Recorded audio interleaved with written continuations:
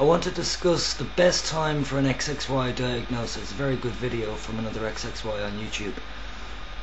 To bring up the possibilities of maybe not diagnosing a child, determining whether they're XXY or not, because technically it shouldn't really bother them too much to know that they're XXY at that point, because they won't really care whether they're XXY or XY or XX, you know, because I think children don't really think of each other as being boys and girls. It's more like they're children, they're people.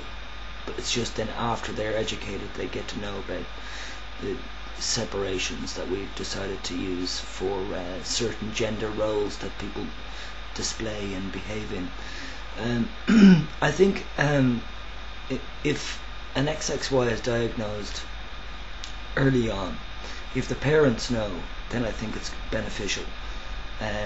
When to tell the XXY that they are XXY, I think it's up to the family situation. You'll have to judge that for yourselves. How close are you to your child, and how sensitive is your child, you know, and you know, just it's uneasy ground, all that area. Everybody's different, every family circumstance is different, but I think it's necessary roughly around the ages, roughly now about 8, 9 upwards would be a good time to tell your child that they're XXY.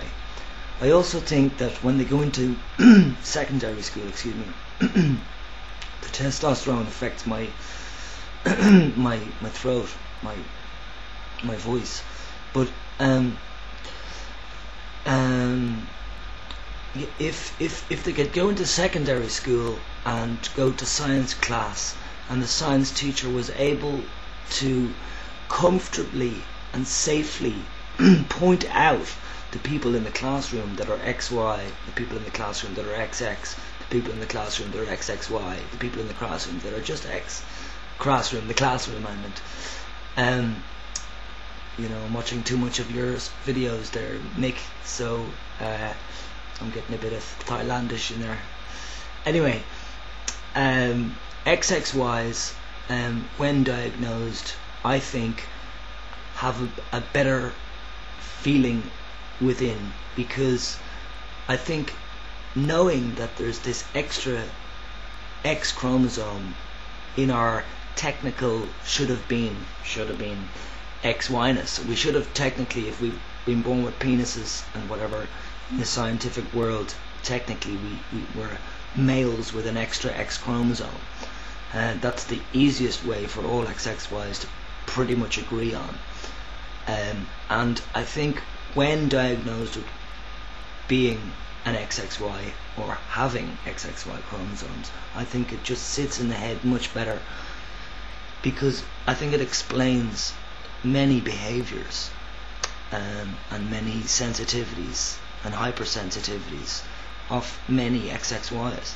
So I think the earlier the better to diagnose an XXY. Yeah, definitely to diagnose a human being with having XXY chromosomes is going to be beneficial for them, because more than likely, not always, they will be infertile, meaning they can't, you know, impregnate a woman.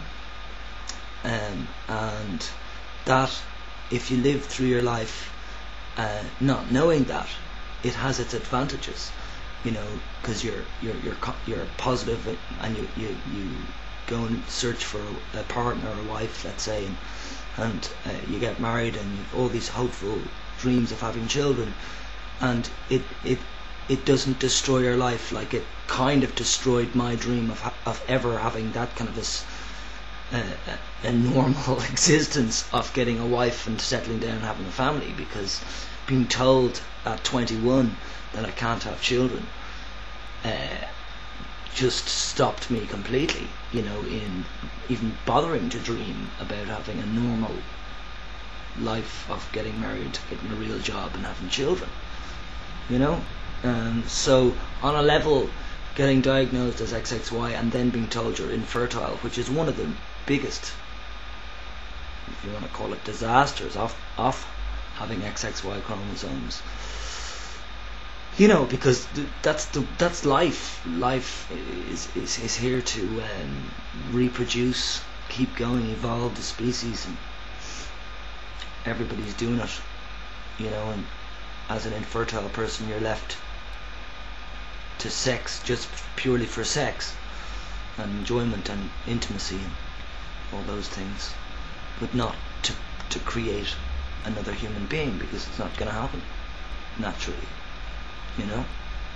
So XXY is getting diagnosed as being infertile is one of the crunch points that brings up a lot of feelings. And so it's just like when you're going to check if your child is possibly XXY, and then you find out that they're XXY. When do you tell them that they're XXY, and when do you tell them that they're infertile? Because all of this information is a huge loadful for the XXY, because most XXYs don't interpret things very well. We see things, but we also see through things. We could look at a page full of information and see lots of things, but maybe we wouldn't see the thing that's in the middle. You know, we and I say we, I don't speak for all XXYs, but I do speak for a lot of XXYs, because on forum groups this happens to be a point that a lot of people have brought up. You know, and so just overloading the actual XXY with the information that they are XXY, basically when you've got a diagnosis that the person is XXY, is a really sensitive whole subject and area. And yeah, really is. So, but obviously I think the earlier the better, and especially for the teenage life, because an XXY person is going to be going through puberty as such in the social scene, but not necessarily, and I don't speak in 100% for all the population of XXYs, but generally XXYs will not go further, you know, through puberty. They're not even going to start in puberty. Like the other kids will be going through puberty, and they'll be talking about it and everything, and the XXY in general will not be experiencing the same developments in their body, the hormone, whatever is going on, you know.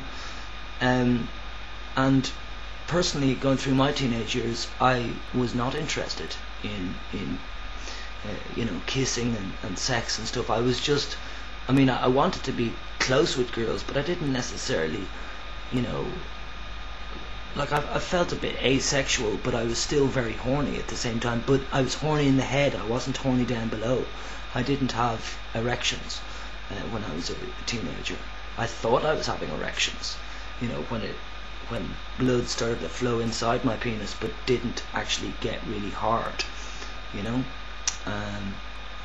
So diagnosing an XXY is a tricky issue.